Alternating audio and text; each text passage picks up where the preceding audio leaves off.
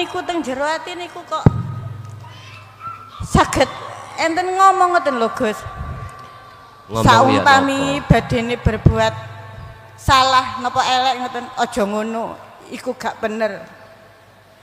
Badene ngerumpi terus terang malih berefek wonten tingkah laku Gus. Teng pergaulan, tapi kula mboten benci Gus, mboten benci tiyang sing gibah saumpami. Niku kok mara-mara mundur teng ati aja ngono. Iku gak bener, Gusti Allah gak seneng. Kula minggir, kula mlebet, tapi kula nggih mboten membenci siapapun. Kula teng pageri awak kula ki ambek Gus. Dari semuanya itu berarti berbuat sing mboten mesti kados enten sing elingaken malih. Aja ngono, enggak bener. Aja ngono enggak bener. Niku kula ikuti terus Gus. Niku wau ureyan, terus pitakone napa? Seto Gus durung totok. Ngeten lho Gus. Sama tene ngoten niku kok tasik diuji mawon. Ah. Nggih sik to Bu. Arep tak ature. Pumpung ketemu, mari ngono wis gak ketemu. Terus matur ngoten niku ditepakaken ujian malih niku pun teng ati niku pun cul Gus. Mboten duwe rasa napa-napa, mboten duwe rasa kelangan, mboten duwe rasa sing yok napa. Dadose niki kados pundi mboten rumangsa ya dadi sapa-sapa, gak rumangsa duwe apa-apa. Ya gak iso intine ya napa sih Gus niku sing kula alami ngoten niku Gus. Sugih meri sugih tumo ya ora apa-apa. Lah ngoten nggih. Nggih, ya niku. Kok mara rumangsa mboten bisa dadi apa-apa, mboten duwe napa-napa. Enak mawon ngoten lho Gus. Nganune anu urip niku ngoten lho. Ya napa ngoten niku? Napa matek ta wis napa niku? Kok mboten duwe rasa sing ya napa ngoten lho Gus. Nggih Bu, leres niku sedaya leres. Semua itu sudah benar. Jenengan wonten sing ditakokni mboten? Niku wau, kok saged ngoten niku pun leres napa mboten ngoten lho. Nggih, pun kula jawab. Nggih. Nggih. Bingung. Ketika saat hati manusia iku mau menerima seberkas cahaya dari Allah berupa nurul ilmi, cahaya ngelmu sing kanggo menghilangkan kegelapan hati, maka disitulah awal pertama hati akan jatuh cinta pada Allah. Terlepas orang ini bisa baca Quran, modal bisa baca Quran atau tidak, di situ tidak dibahas. Terlepas dia itu mohon maaf mengerti ilmu syariah atau tidak, itu tidak dibahas.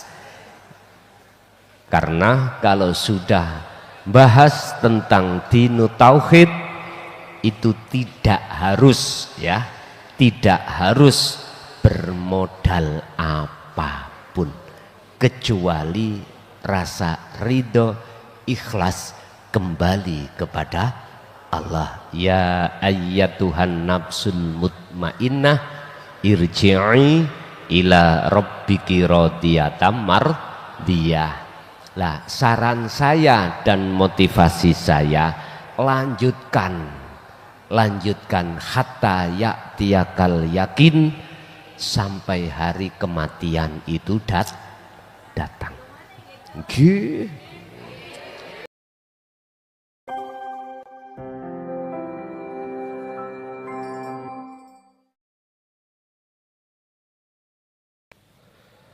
Sudah menjadi kebiasaan seseorang itu suka dipuja, dipuji, diagungkan oleh orang lain.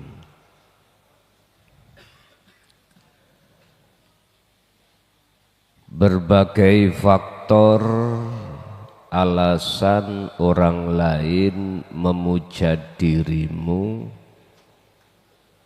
hal itu bisa terjadi karena ilmu yang kau bawa, harta yang kau bawa, jabatan, kedudukan, kehormatan yang kau bawa. Sungguh nista bagi seseorang yang hatinya gemar alias suka manakala dipuja seseorang. Padahal sesungguhnya pada hakikatnya manusia itu tabiat, sifat sangatlah bertentangan dengan Tuhannya. Jikalau Allah mulia, a'la, kita makhluk adalah hina, asor, terendah. Jikalau Allah maha mendengar, kita sebaliknya maha budek alias tuli. Jika Allah iku maha berkalam, kita manusia bisu.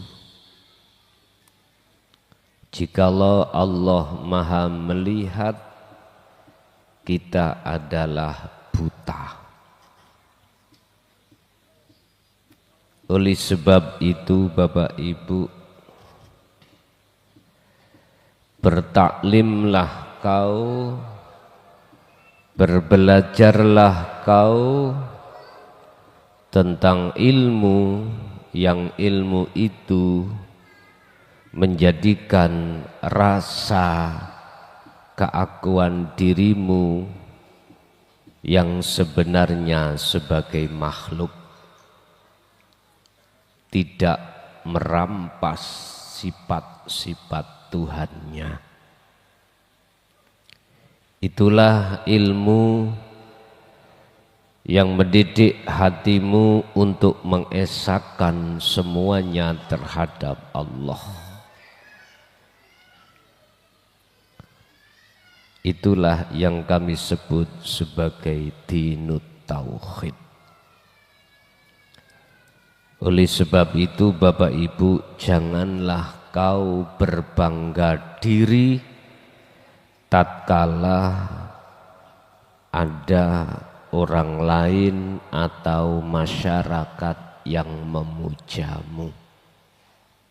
Sadarlah dirimu itu tidak punya hak untuk dipuja. Sadarlah yang wajib dipuja hanyalah Allah Subhanahu wa ta'ala. Satu. Nomor dua, jikalau ada seseorang memujamu dikarenakan perilaku statusmu, maka cacilah nafsu yang ada pada dirimu yang bersukaria untuk berbangga diri dengan pujaan orang lain. Hal itu bisa terjadi di dalam dirimu manakala hatimu ada satu kesadaran. Jikalau kita makhluk sesungguhnya bersifat tiada, bersifat bisu, tuli, buta, lemah, miskin, dan lain sebagainya. Kita berstatus itu hanyalah seakan-akan milik kita. Kita berstatus itu seakan-akan status kita yang bisa bicara, yang bisa mendengar, yang bisa melihat, dan lain sebagainya. Akan tetapi sebenarnya itulah nyata wujudnya Allah di dalam dirimu. Berkenaan dengan materi kita malam hari ini adalah janganlah kau suka dengan pujaan orang lain. Bisa kita lihat di dalam kitab Hikam pasal 153. Qala musannifu rahimahullah, annasu utawi manungso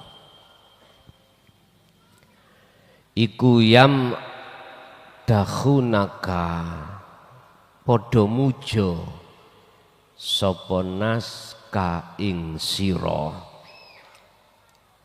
5 sebab status yang ada pada dirimu.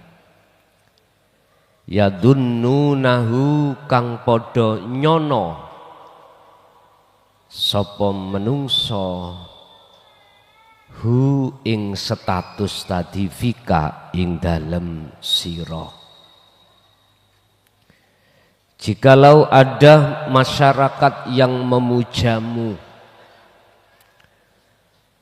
disebabkan karena statusmu, apakah statusmu itu sebagai orang yang punya jabatan, kehormatan, kekayaan, kealiman, itu faktor yang masyarakat itu tidak tahu kalau itu status Allah, sehingga mereka itu memuja dirimu. Bagaimana jikalau ada pujaan yang seperti ini? Fakun anta mongko ono siro anta yo siro iku daman. Cacilah, paidolah linafsika maring nafsu iro. 5 ta'lamuhu, 5 krono opo ta'lamuhu kang ngerteni sirohu ing ma fiha ing dalam nafsu iro.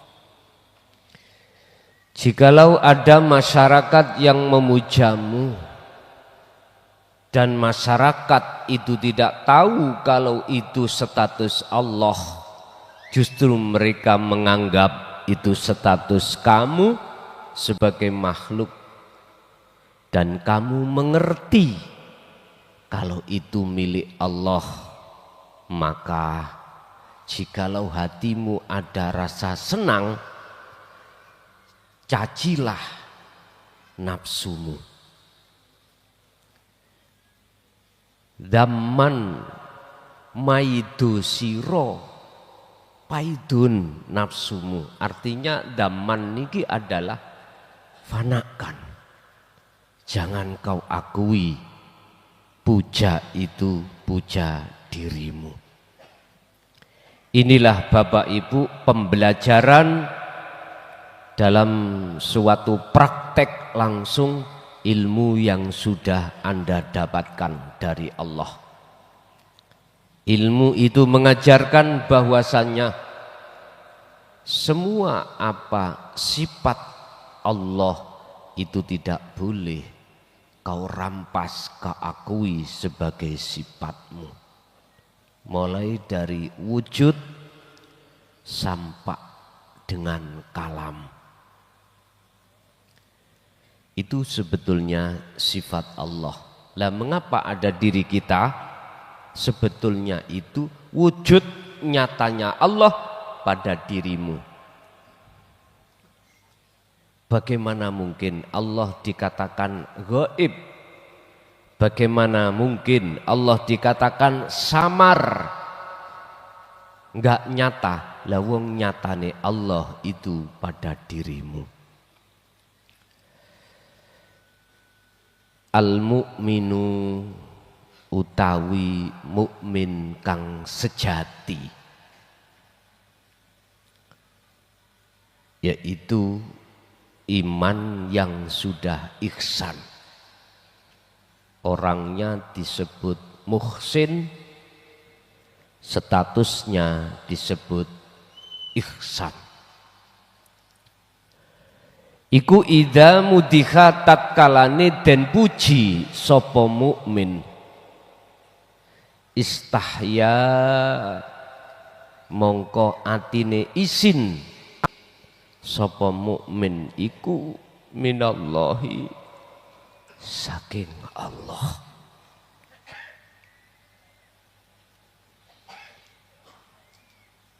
Iman yang sudah ihsan dalam setiap hambanya apabila dipuja oleh orang lain, maka dia terasa malu terhadap Allah. Bukan malah bangga, malu. Hati ini malu. Karena sebenarnya yang wajib dipuja dan puji adalah Allah. Makanya mengapa Rasulullah sampai mengatakan bahwasanya aku ini sama dengan dirimu.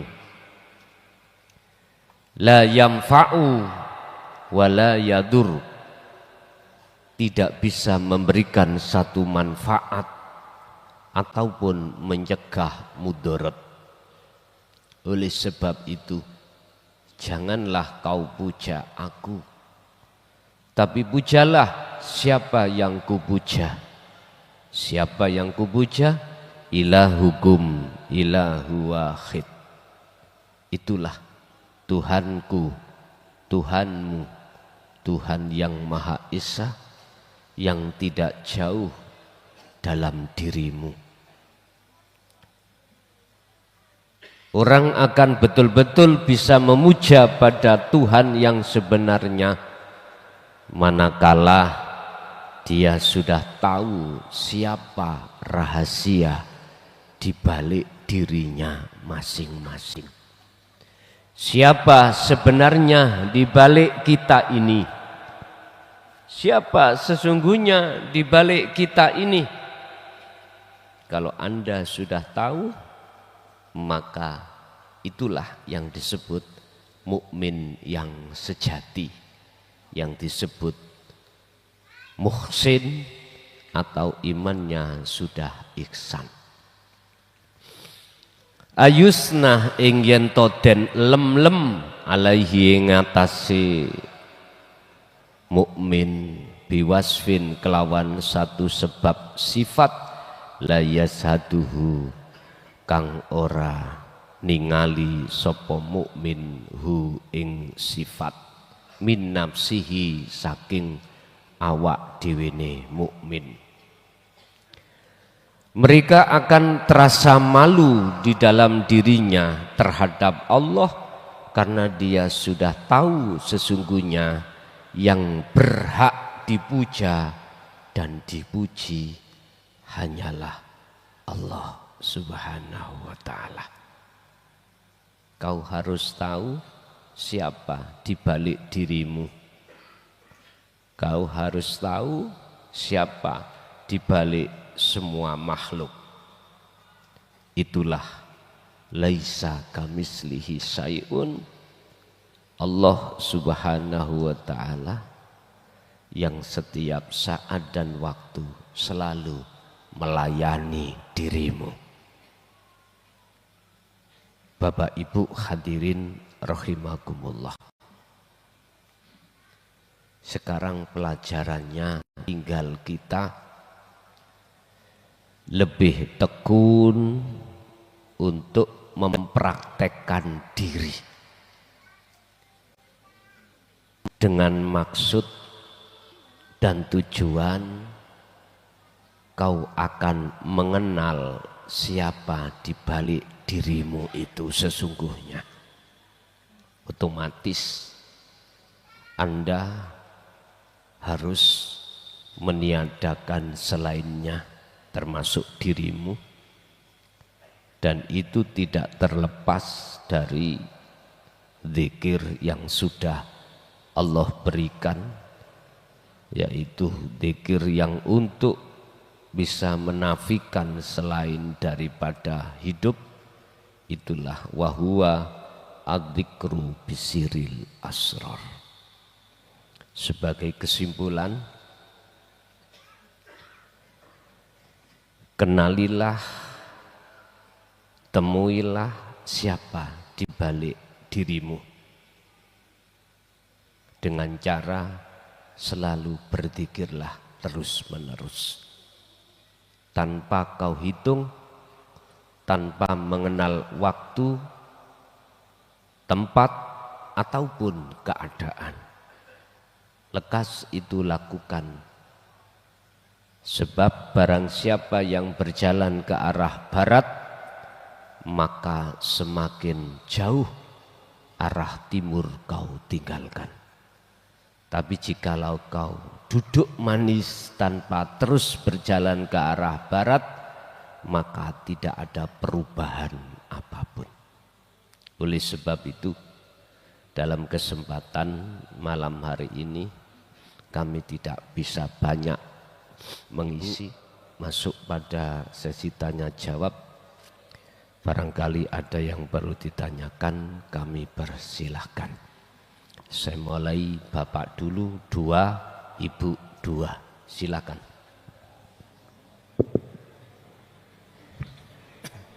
Assalamualaikum warahmatullahi wabarakatuh. Kula saking Jombang Gus Tanglet. Kula tanggap masalah roh ini kok, sebab semerap kula sing nguripi kula niku roh, menawi kula agawe napa mawon rumaos kula sing agawe. Tapi sakwise kula ningali YouTube panjenengan nggih. Nggih.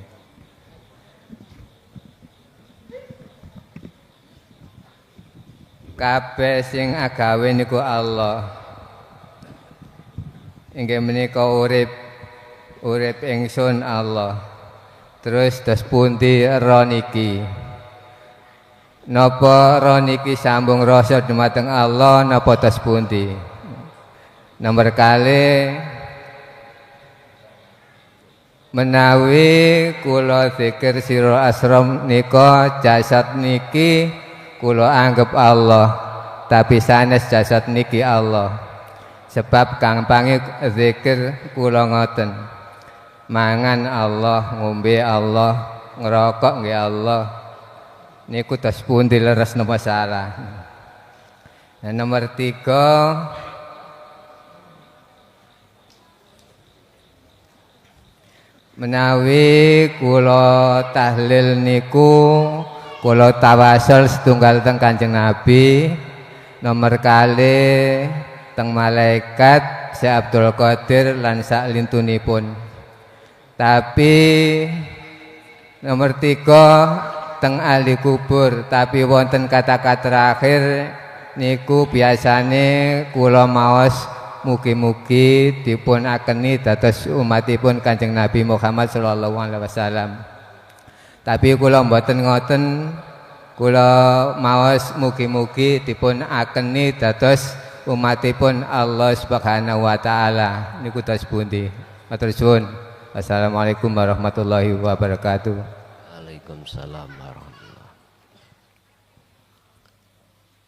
Kalau hati satu hamba betul-betul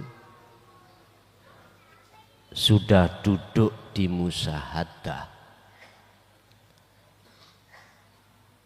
Gak usah dipertanyakan tentang roh iku piye.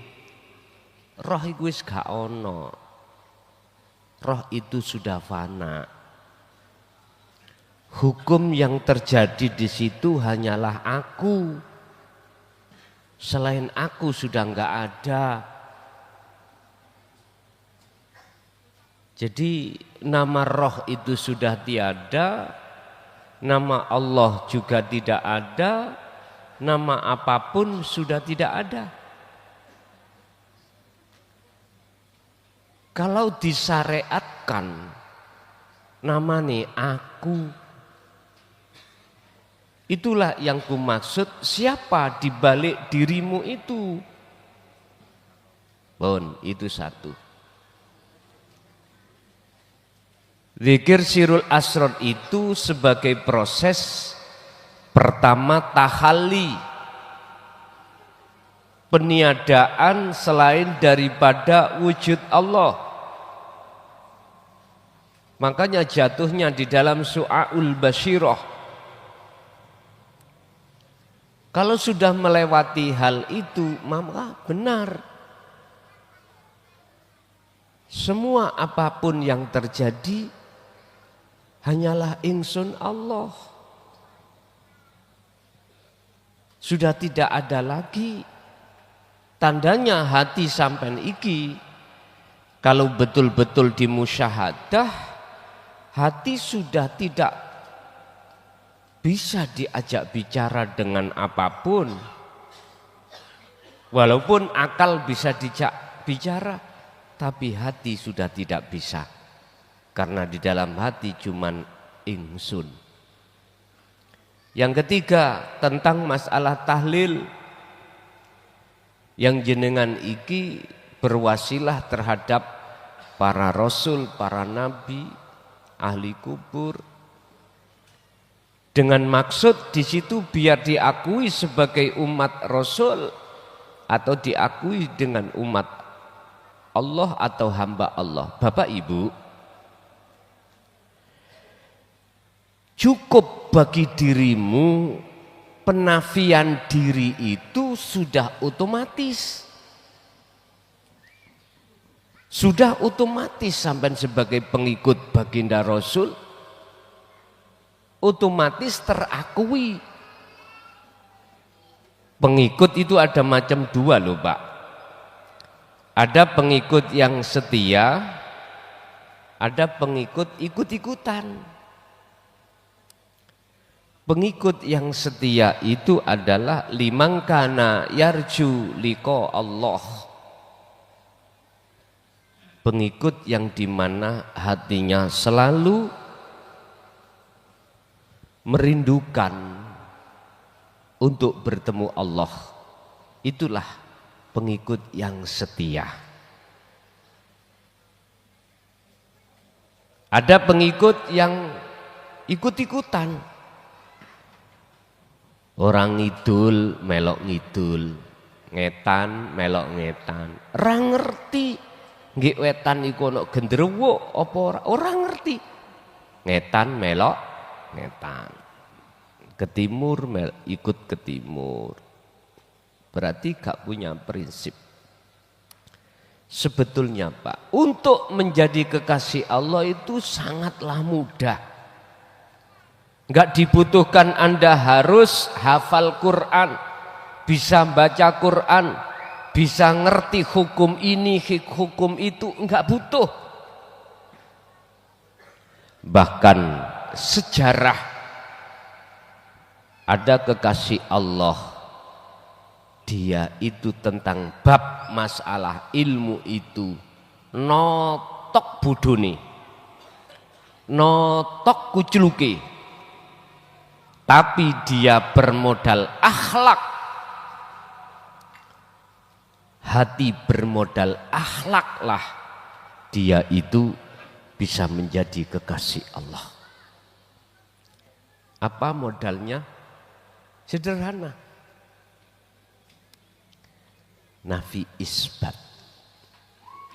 Terjagalah akhlak ing mungguh jenengan dateng Allah di setiap saat dan waktu. Ada satu santri, Pak. Santri itu nggak boleh, kiai ini ngaji itu nggak boleh. Disuruh ke ladang, disuruh wis pokoknya apa namanya, nggak seperti santri biasanya. Tapi ketika dia berhormat, modalnya itu akhlak berdasarkan ikhlas dan ridho. Apa? Ngeresiki WC itu. Tapi bermodalkan ikhlas, ridho. Lah, ikhlas dan ridho itu kalau hati tidak mengenal diri tidak bisa. Makanya tadi saya katakan, siapa di balik dirimu itu? Kenalilah, temuilah dengan cara berzikir. Jadi si santri mau modale mung dzikir, ngaji kitab yo ora iso, Quran yo ora iso, apalagi kitab-kitab yang lain belas ra iso. Lah dari rumah niatnya ingin ngaji, tapi enggak boleh ambek Mbah Yai. Wis, kamu cukup dzikiro aja timu, gak usah ngaji ngalor ngidul, hormatono apa sing dadi kepentingan pondok. Tapi ikhlas. Dia enggak ada unsur ben dipuja, unsur gini, enggak.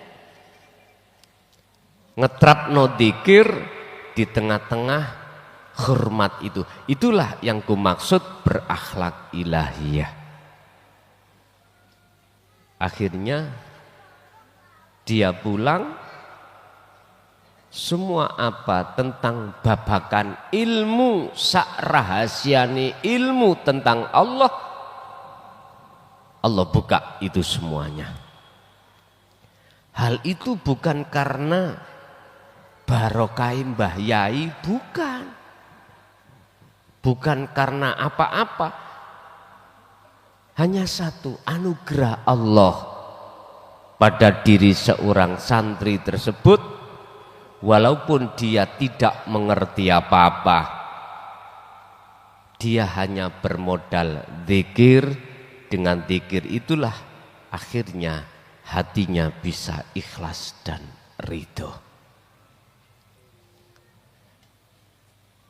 Urusan apapun, wa may yatawakkal 'alallah fahuwa hasbuhu.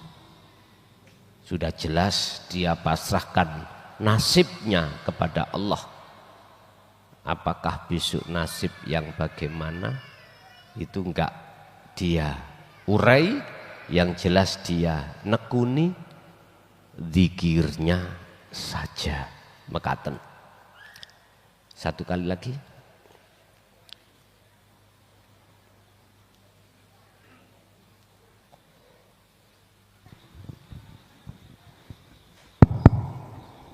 Assalamualaikum warahmatullahi wabarakatuh.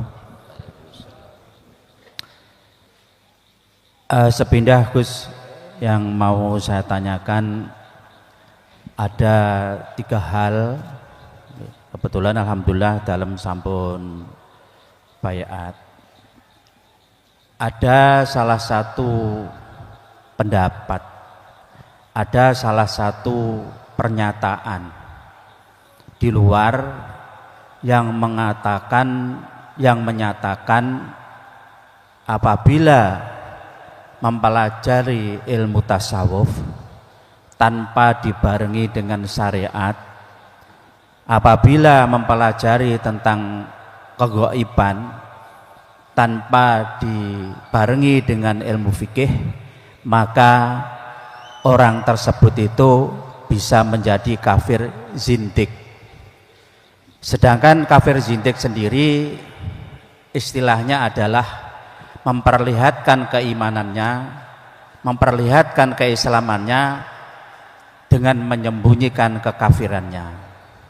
Maka dari itu saya mohon penjelasan dari Guson untuk supaya kita yang hadir semua di sini dan yang di luar sana bisa mengerti atas apa yang disampaikan Guson nanti. Terus yang kedua,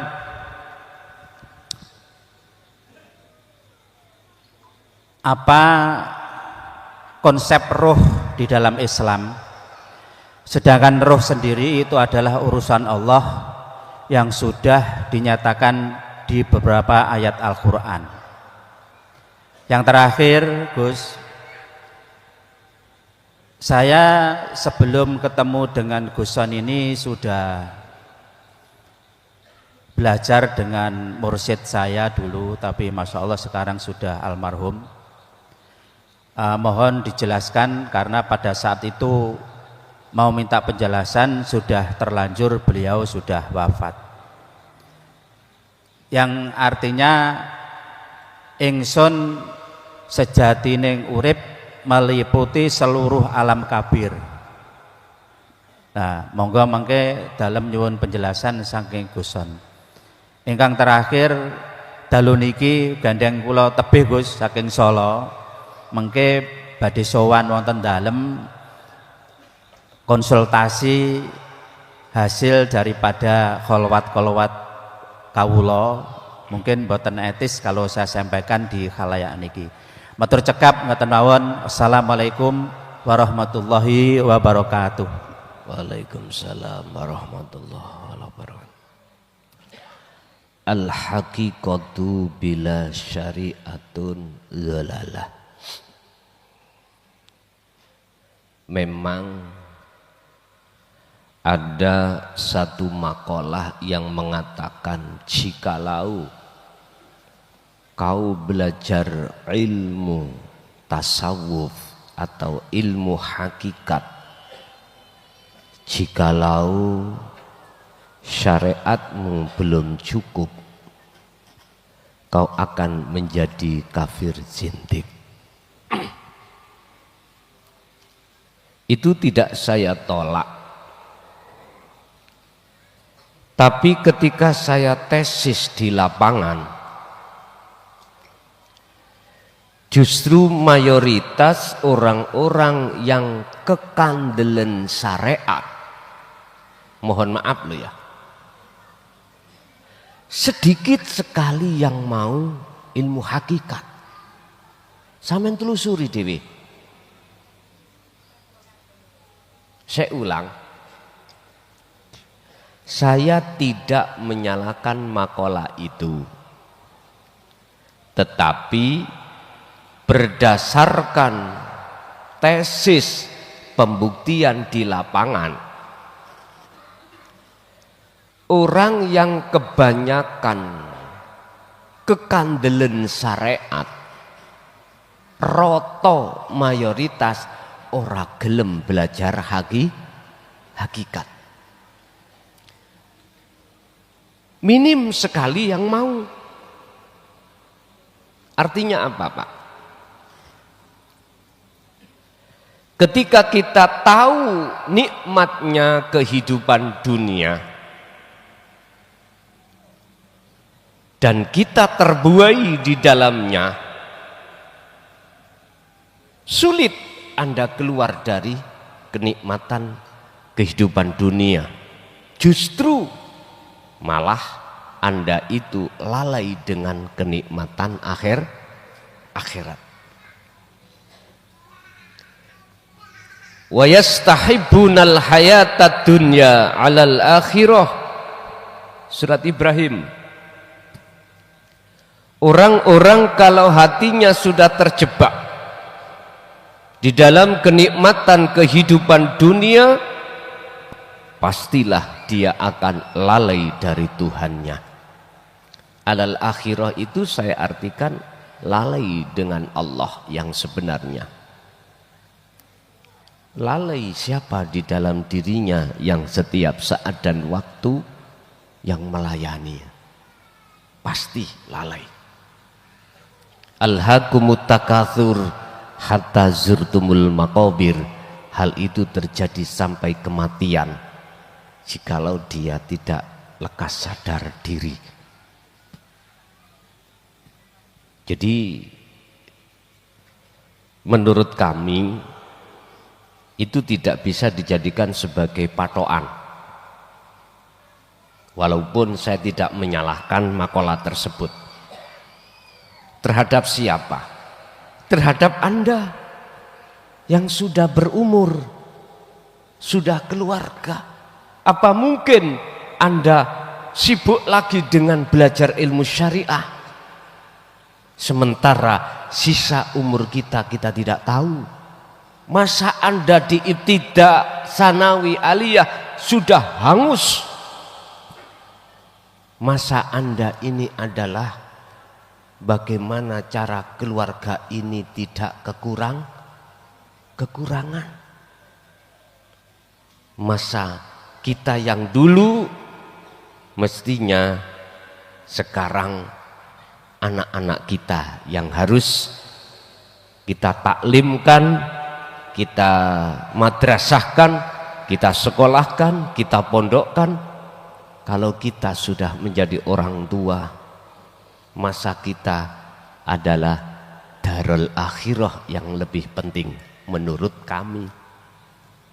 Dasar saya di dalam surah Al-Qasas ayat 77, wabtaghi fima ataqallah darul akhirah. Hubungan ruhaniyah Anda langsung kepada Allah itulah yang lebih utama untuk masa-masa jenengan yang harus jenengan utamakan.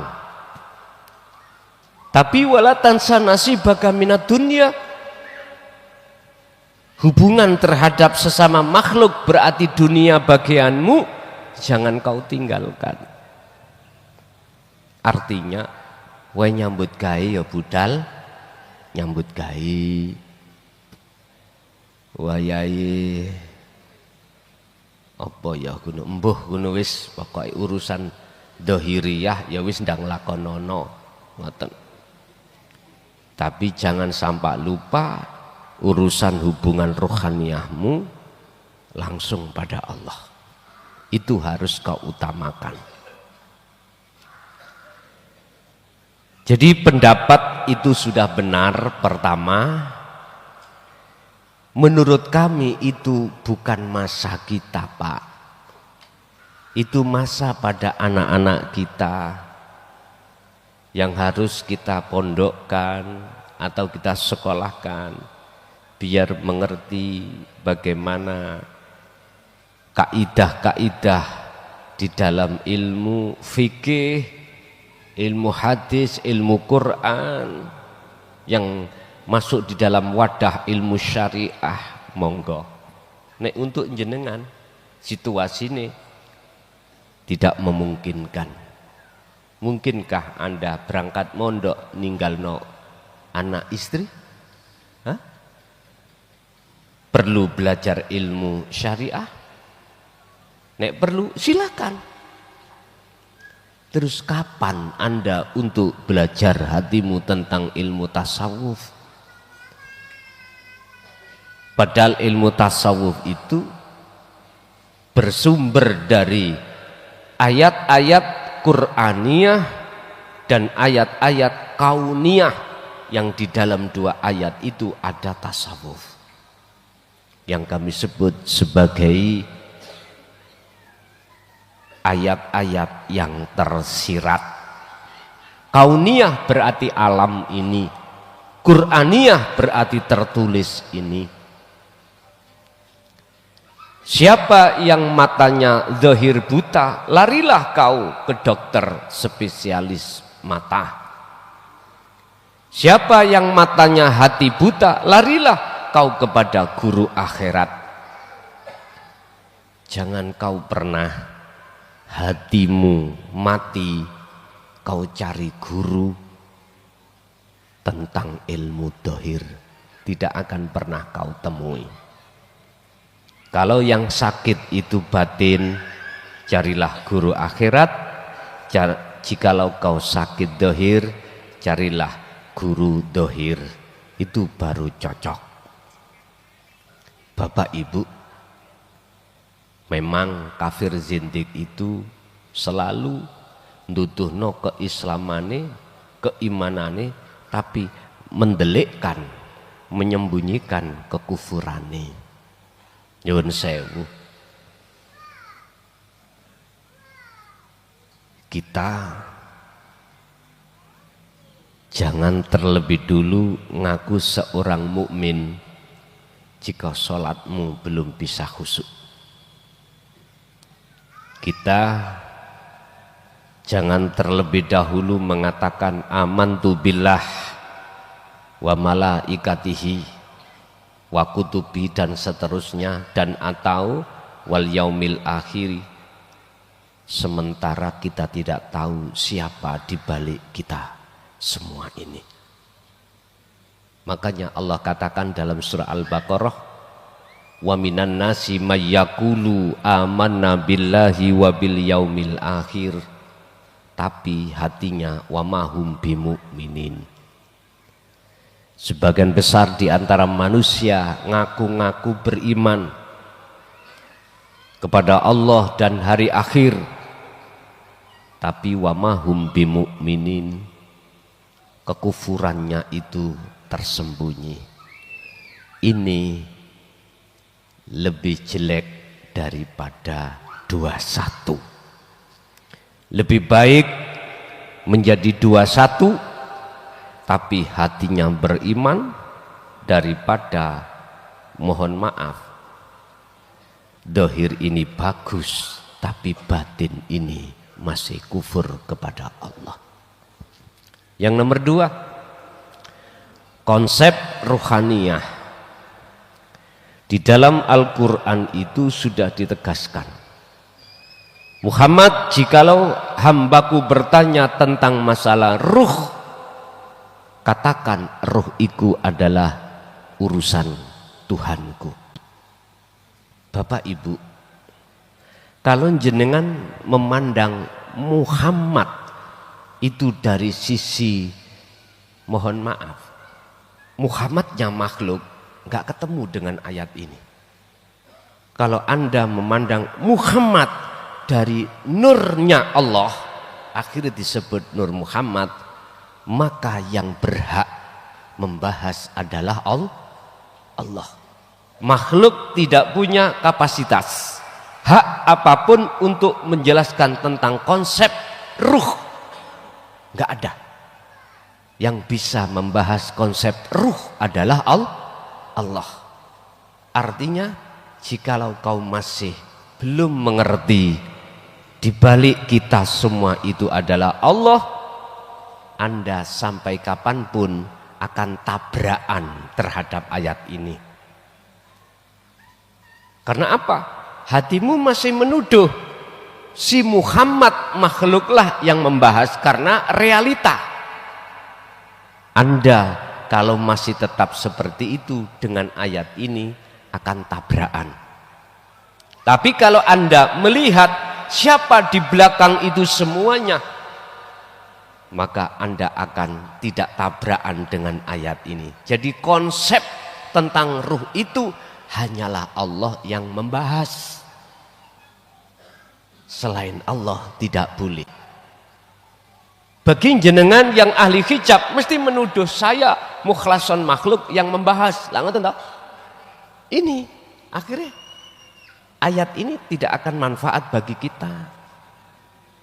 Akhirnya jenengan mengatakan apa yang keluar dari mulut saya itu adalah dolalah.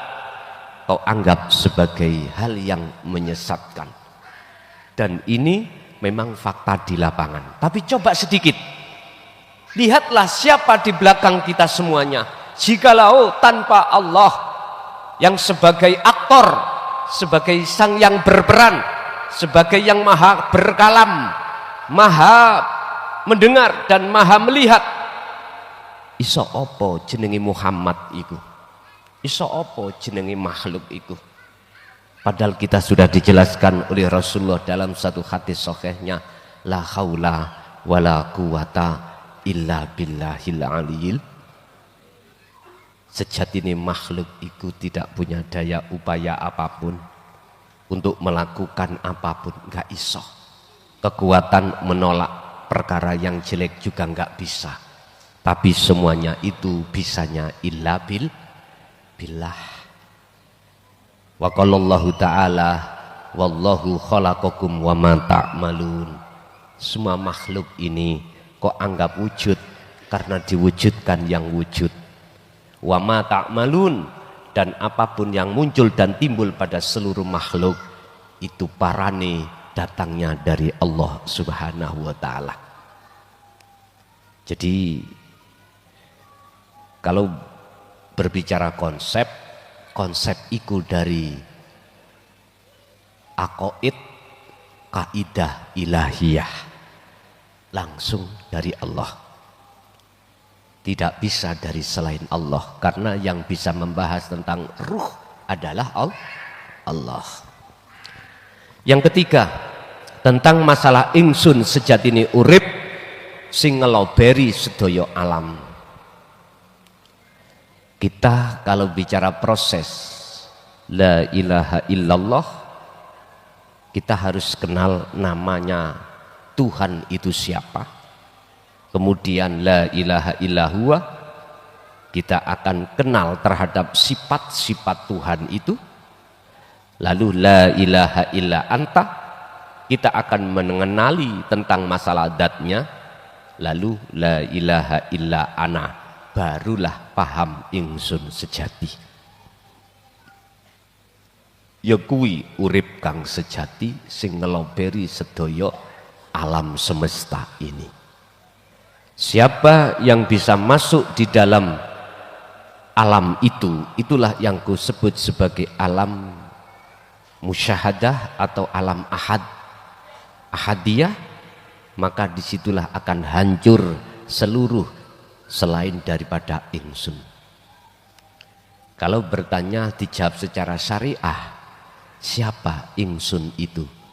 Itulah Allah Subhanahu wa ta'ala. Urip kang sejati. Di dalam surah Toha ayat 14, innani anallah la ilaha illa ana. Untuk bisa sampai ke situ, carane hanya dua. Pertama, fal ya'mal amalan sholihan. Al-Kahfi ayat 110. Hatimu tidak boleh berhenti untuk berzikir sirul asrar. Itu amalan sholihan, perbuatan rohaniyah yang baik. Kedua, wala yusrik bi ibadati rabbi ahada. Ada jangan berhenti di tahapan su'aul basyirah. Anda harus sampai ke ainul basyirah untuk memenuhi target. Syarat yang nomor dua, jangan ada dalam hatimu wujud selain ingsun Allah. Jangan ada dalam hatimu la taj'alu ma'allah ilahan akhara. Jangan ada dalam hatimu selain wujud Allah. Itulah ingsun sing kula maksud. Itulah prosesi la ilaha illa anta di dalam ainul basyirah, baru hakul basyirah, menyatakan aku iki sejatine urip ya ingsun iku sendiri. Siapa yang mengatakan? Allah sendiri. Setelah selain Allah di dalam dirimu sudah tiada. Pertanyaannya, apakah ini dulu diajarkan oleh baginda Rasul tentang la ilaha illa ana? Dibuka di dalam surah Al-Anbiya ayat 25 sebagai jawaban. Setiap Rasul yang Allah utus membawa risalah yang puncak, inti daripada risalah adalah dinut tauhid, la ilaha illa ana. Wa ma arsalna min qablika mir rasulin illa nuhi ilaihi annahu la ilaha illa ana fa'budun. Ayat ini menjelaskan bahwasannya Rasulullah Muhammad tidak akan diutus Allah kecuali wajib menyampaikan isi maksud tauhid la ilaha illa ana. Jikalau masih ada yang membantah tentang hal ini, itu bukan urusanku. Enggak, aku enggak nyalakan orang yang bantah. Gak pernah Rasulullah nyampaikan itu. Ya udah, terserah. Kata dawa no tampar. Tugasku itu hanya illa mubasysyiran wa nadhiran, menyampaikan kabar baik supaya bisa mendapatkan anugerah makrifat pada Allah dan memberikan peringatan terhadap mereka yang mengingkari. Makanya mubasysyiran terhadap orang mukmin, wa mundiron terhadap mereka yang hatinya tertutup oleh hidayah tersebut. Terkait konsultasi, jujur kami mulai 2025 masuk WA kula tutup, telepon saya tutup, tamu ya kula tutup, kecuali hari Sabtu seperti ini habis ngaji baru tak buka, hanya beberapa jam setelah itu selesai. Ya Pak, jadi saya harus batasi itu. Bersyukurlah kau, kami masih ngaji, bersyukur daripada belas kak, ya dah. Dan juga yang di luar, bersyukurlah kau masih disambangi. Istilah bahasa Nabi Musa, umat iki ditinggal Nabi Musa untuk uzlah ning Gunung Turisina dalam rangka menerima kitab Taurat. Selama umat ditinggal Nabi Musa, sebelumnya itu Nabi Musa sudah mewanti-wanti terhadap saudaranya Harun, tolong Harun, jaga umatku jangan sampai menyembah selain Allah, ilahun wahid. Apa yang terjadi Pak? Ternyata mereka mayoritas umat itu bittikhadikumul ijlah, menjadikan anak sapi sebagai Tuhan. Artinya apa?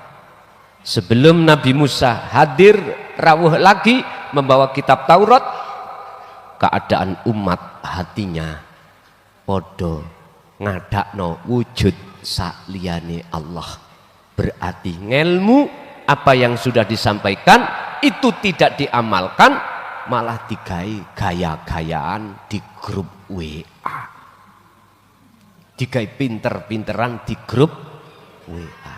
Wis nek kaya ngono buangen HP-mu, tinggalan kabeh, fokus no dzikirmu. Tapi tidak semuanya, ternyata ada kaum Nabi Musa itu tidak seperti itu. Dia terus walaupun dibatasi untuk tidak bertemu konsultasi, tetap dia ngestokake ajaran Allah dengan cara memegang teguh bil urwatil wuthqah, tali Allah tetap dipegang, yaitu dzikir tersebut. Nggih, monggo ganti Ibu kalau ada.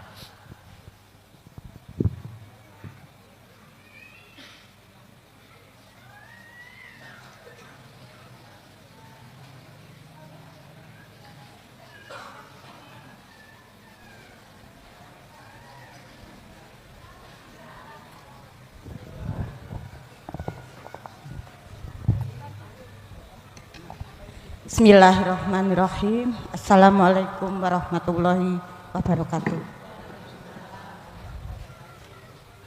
Alhamdulillah kula nggih bersyukur Gus saged dugi ngriki kalih Gusti Allah saged ditempatkan di sini saat ini. Terutama ada satu kesamaan kalih Gus lho nggih. Sami-sami takut makan teto. Badhe dalem sowan wonten ngriki niku Gus mboten gadah modal napa-napa, namung seorang ibu badhe modal tasawuf kula nggih mboten nderek tasawuf, badhe modal Quran kula nggih mboten pinter maca Quran, badhe modal syariat kula nggih mboten tawaduk teng syariat, budal kula namung rindu kalih cinta kalih Gusti Allah. Niku pun prosesnya niku nggih mboten tiba-tiba. Diparingi pengalaman ingkang kula nyuwun pitulungan teng manungsa niku pun mboten saged. Akhire nublek kula teng Gusti Allah. diparingi dalan alhamdulillah. Walaupun teng matane menungso niku dalane niku boten sekeca boten enak blas. Tapi akhirnya nggih nemokaken dalan. Nggih dugi ngriku Gus. Rasa cinta, rindu teng Gusti Allah niku semakin bertumbuh. Kan kula mboten kiat beto niku Gus kados-kados. Mboten kiat sanget. Sampai ya apa ya carane aku iki iso matur suwun ning Gusti Allah. Kula nggih pergaulan nggih mboten kathah. Akhire niku kula nyeluki Gusti Allah, Gus. Kula celuki mawon teng ati kula. Allah. Allah, Allah. Tanpa saya sadari niku napa kula mboten ngerti ati napa dikir napa-napa mboten semerep. Sing kula semerep iku kula mek rindu, cinta. Cara kula nggih niku kula tumpahaken. Kok lami-lami niku teng jero ati niku kok saged enten ngomong ngoten lho Gus. Saumpami badene berbuat salah napa elek ngoten aja ngono, iku gak bener. Badene ngerumpi terus terang malih berefek wonten tingkah laku Gus. Teng pergaulan, tapi kula mboten benci Gus, mboten benci tiyang sing gibah saumpami. Niku kok marah-marah mundur teng ati aja ngono. Iku gak bener, Gusti Allah gak seneng. Kula minggir, kula mlebet, tapi kula nggih mboten membenci siapapun. Kula teng pageri awak kula ki ambek, Gus. Dari semuanya itu berarti berbuat sing mboten mesti kados enten sing elingaken malih. Aja ngono, enggak bener. Aja ngono enggak bener. Niku kula ikuti terus, Gus. Niku wau ureyan, terus pitakone napa? Seto Gus durung totok. Ya lho Gus. Sama tene ngoten niku kok tasik diuji mawon. Ah. Nggih sik totok Bu. Aku tak ature. Pumpung ketemu, mari ngono wis gak ketemu. Terus matur ngoten niku ditepaken ujian malih niku pun teng ati niku pun cul Gus. Mboten duwe rasa napa-napa, mboten duwe rasa kelangan, mboten duwe rasa sing yok napa. Dadose niki kados pundi Gus mboten rumangsa dadi sapa-sapa, gak rumangsa duwe apa-apa. Ya gak iso intine ya napa sih Gus niku sing kula alami ngoten niku Gus. Sugih meri sugih tumo ya ora apa-apa.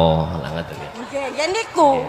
Kok marang rumangsa mboten bisa dadi apa-apa, mboten duwe napa-napa. Enak mawon ngoten lho Gus. Nganune anu urip niku ngoten lho. Ya napa ngoten niku? Napa matek ta wis napa niku? Kok mboten duwe rasa sing ya napa ngoten lho Gus. Nggih Bu, leres niku sedaya leres. Semua itu sudah benar. Jenengan wonten sing ditakokni mboten? Niku wau, kok saged ngoten niku pun leres napa mboten ngoten lho. Nggih, pun kula jawab. Nggih. Nggih. Bingung. Ketika saat hati manusia iku mau menerima seberkas cahaya dari Allah berupa nurul ilmi, cahaya ngelmu sing kanggo menghilangkan kegelapan hati, maka disitulah awal pertama hati akan jatuh cinta pada Allah. Terlepas orang ini bisa baca Quran, modal bisa baca Quran atau tidak, di situ tidak dibahas. Terlepas dia itu mohon maaf mengerti ilmu syariah atau tidak, itu tidak dibahas. Karena kalau sudah bahas tentang dinu tauhid itu tidak harus ya, tidak harus bermodal apapun kecuali rasa ridho, ikhlas kembali kepada Allah. Ya ayyatuhan nafsul mutmainnah irji'i ila rabbiki radiyatan mardiyah. Lah, saran saya dan motivasi saya, lanjutkan hatta ya'tiyakal yakin, sampai hari kematian itu datang. Nggih. Nggih, sekali lagi Ibu ada? Ibu masih ada? Nggih. Assalamualaikum warahmatullahi wabarakatuh. Waalaikumsalam warahmatullahi wabarakatuh. Gus, sing badhe kula tangletaken, napa setiap detik niku bisa dikatakan berjihad kalau kita itu berusaha melemahkan nafsu? Terus wonten ayat niku di saat kosong, di saat berwasilah niku mengatakan manusia itu diciptakan dari setetes airina, tapi mengapa kok jadi musuh setiap detik dan seakan-akan lupa bahwa kita itu sewaktu-waktu kembali. Sampun Gus, assalamualaikum warahmatullahi wabarakatuh. Waalaikumsalam warahmatullahi wabarakatuh. Wajahidu fi sabilihi, dikatakan jenengan berjalan di atas jalan Allah atau berjihad di jalan Allah. Apapun aktivitas yang jenengan hadapi, tatkala hati Anda sadar bahwasanya di balik itu semuanya adalah Allah, maka itulah yang dimaksud surat Al-Maidah ayat 35, wajahidu fi sabilihi, berjalan di atas jalan Allah. Ayat ini ada seruan atau perintah untuk melaksanakan wajahidu fisabilihi. Adanya perintah itu karena ada natijah alias tujuan. Apa tujuannya? Wabtahu, apa perintahnya? Wabtahu. Terus tujuannya ilaihi. Apa wabtahu? Raihlah derajat yang paling luhur di mata Allah. Ilaihi tujuannya untuk mendekat bertemu Allah. Otomatis di sini harus wajahidu fisabilihi. Anda harus melawan nafsu di dalam dirimu yang memaksa dirimu untuk ngaku-ngaku kalau dirimu makhluk yang melakukan. Nah, ketika jenengan berupaya untuk sadar diri bahwasanya di balik itu semuanya hanyalah Allah, maka disitulah jenengan dikatakan memerangi hawa nafsu. Disi hawa nafsu itu ya pengakuan kita sebagai makhluk yang bisa ini bisa itu, yaitu sejatine nafsu itu. Berarti dalam konsep tauhid itu disebut takholli yang seperti ini. Lah, untuk menuju tajalli harus melalui konsep tahalli, pembersihan diri dari pengakuan hamba atau makhluk yang segala-galanya. Itu nomor pertama. Kedua, tentang masalah manusia diciptakan Allah dari nutfah, bahasa nutfah ini dijadikan Allah sebagai tempat untuk memadai Nur Muhammad. Kalau jasmaniah jenengan ini dikatakan Allah ciptakan dari saripati tanah, itu adalah saripati tanah itu apa? Buah makanan yang jenengan makan. Iku bersumber dari tanah. Dari tanah akhirnya menjadi protein dan lain sebagainya. Lah, disitulah yang nanti akan menciptakan sebuah jasmani atau dohir. Lah, ruhaniyah jenengan dari Nur Muhammad yang ada di dalam nutfah. Mengapa orang bertengkar? Padahal sama-sama dijadikan Allah, ya, jasatio dari nutfah, saripati tanah, terus ruhaniyai dari Nur Muhammad. Mengapa harus tengkar? Jawabannya sederhana. Karena manusia belum tahu sejati dirinya sendiri itu siapa. Tidak tahu.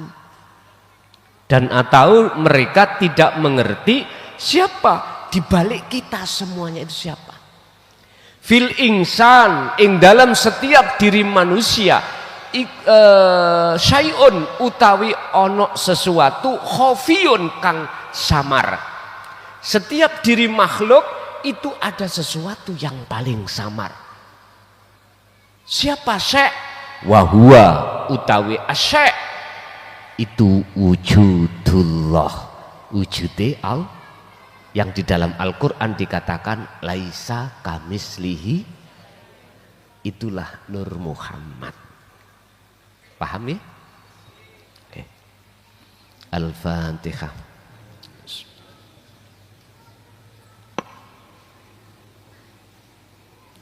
Akhirul kalam. Assalamualaikum warahmatullahi wabarakatuh.